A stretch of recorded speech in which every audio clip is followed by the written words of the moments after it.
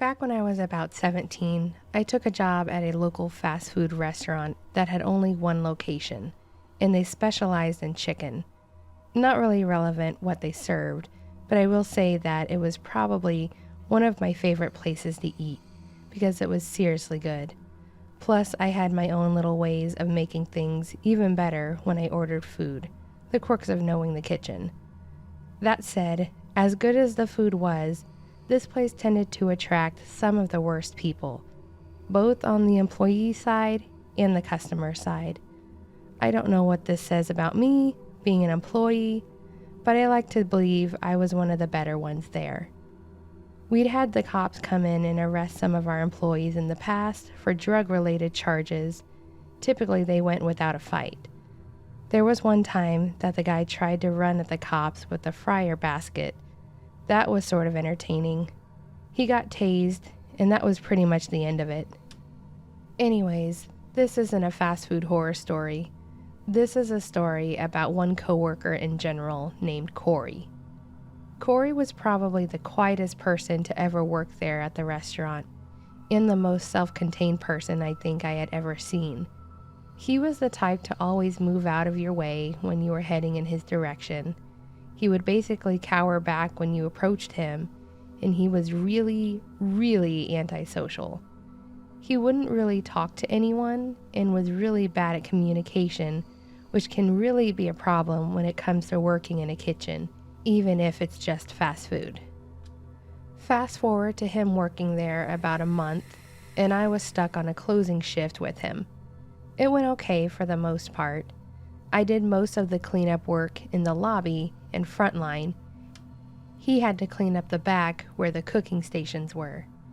It was mostly normal until right around the end of the shift, when we were doing a final walkthrough of the walk-in freezer.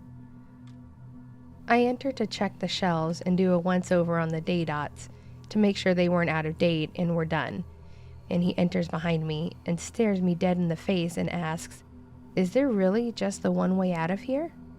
Like, if I were to shut and block the door, you wouldn't be able to get out?"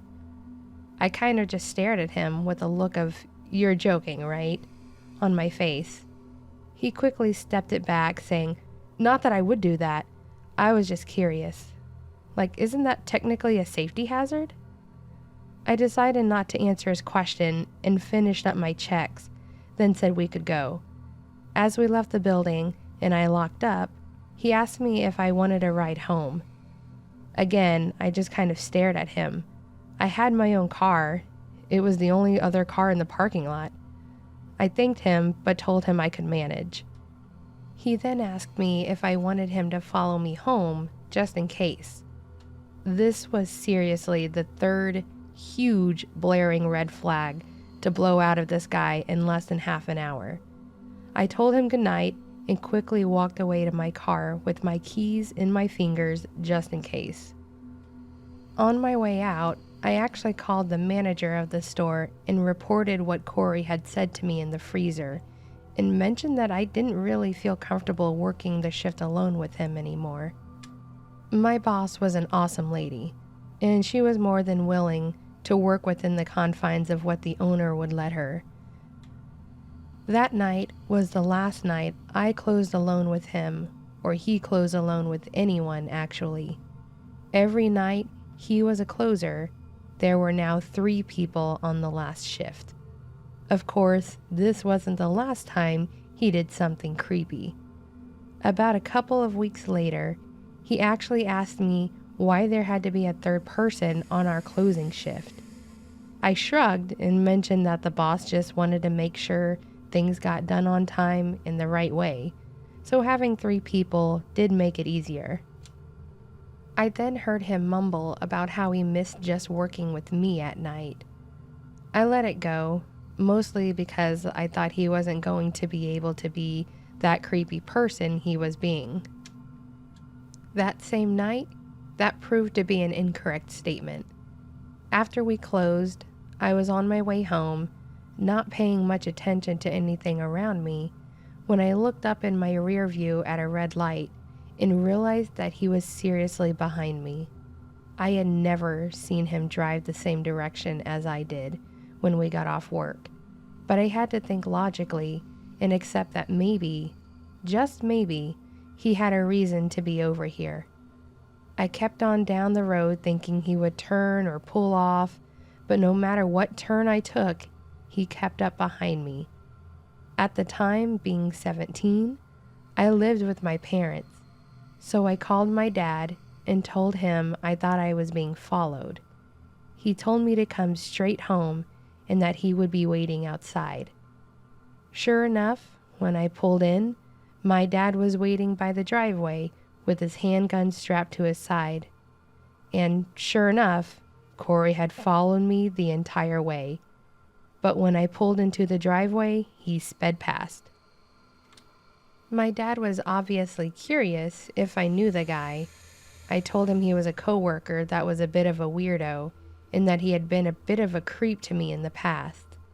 He was pretty upset, which was understandable, but I told him I had it under control and that management was aware of the whole thing. That night was actually the height of all of this. Not just him driving by, but what he did after.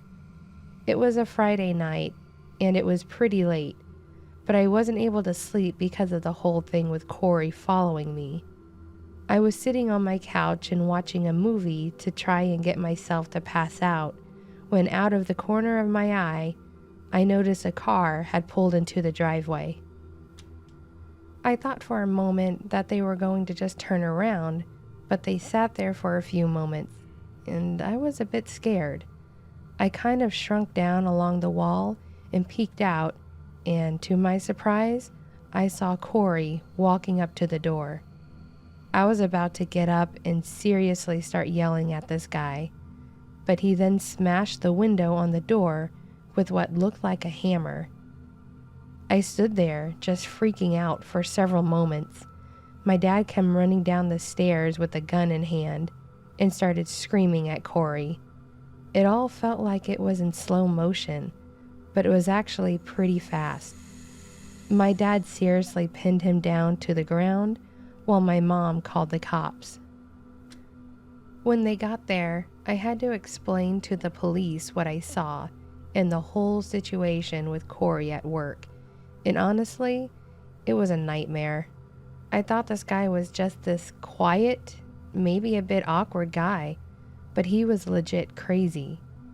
He was arrested since he was on the property, and they found a hammer by him when they showed up. I have no idea what happened to him, and sure, this may not seem like too much of a crazy stalker story, but for the short time this guy stalked me, it was awful. I'm glad he didn't escalate any further than smashing in the door's glass, but he also didn't have time to do so.